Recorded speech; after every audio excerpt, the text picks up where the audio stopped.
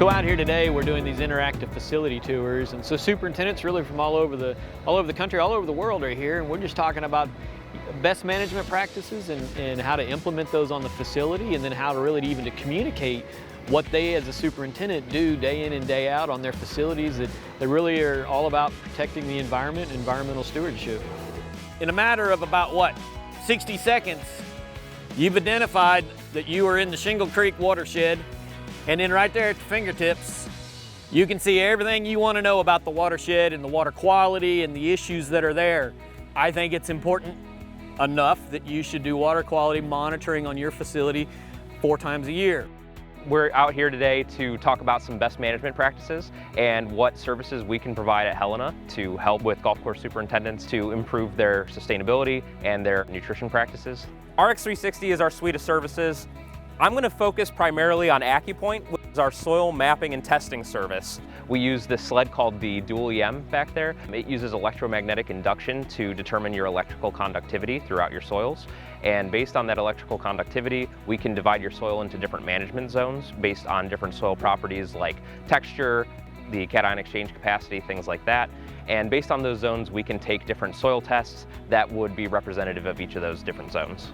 So once a superintendent has done this service, they actually will get nutrient maps for every different nutrient, and those maps can be used to interpret what the different areas of their soil look like, or you can actually use those maps directly with a variable rate spreader if you have that technology to try and apply exactly what is needed where it's needed.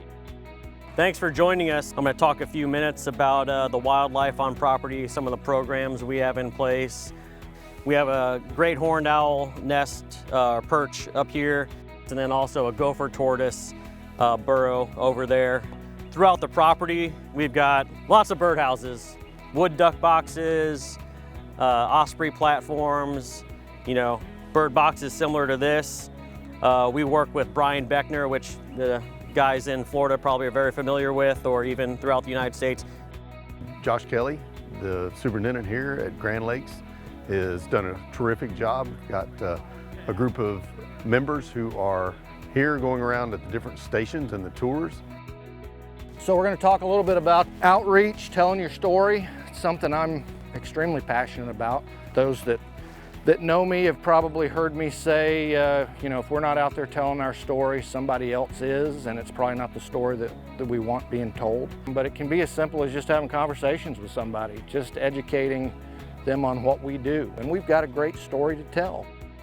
So most of what we do is focused on trying to develop integrated pest management programs. Really thinking about how we manage plant systems to keep the pests from being pests and to promote beneficial things.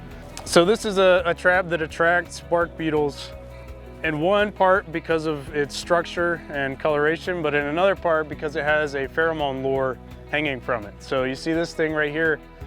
This has a pheromone in it that it releases and brings in these beetles who then fly to this, fall in here, go down, and they're trapped in that container. So these can be a really nice way and a nice educational tool when people see these things around.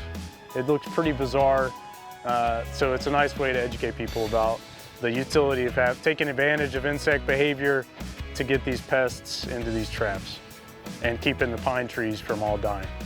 When we think about education, they say if you hear something, then you retain so much of it, and if you see something, you retain even more. But I think bringing superintendents out onto a golf course, and of course the weather today has been just perfect, but they can interact with one another. They interact in a setting that they're very comfortable with, and so they get to see it, they get to hear it, touch it, feel it, and I think it just creates this, what we talk about, an experiential learning process.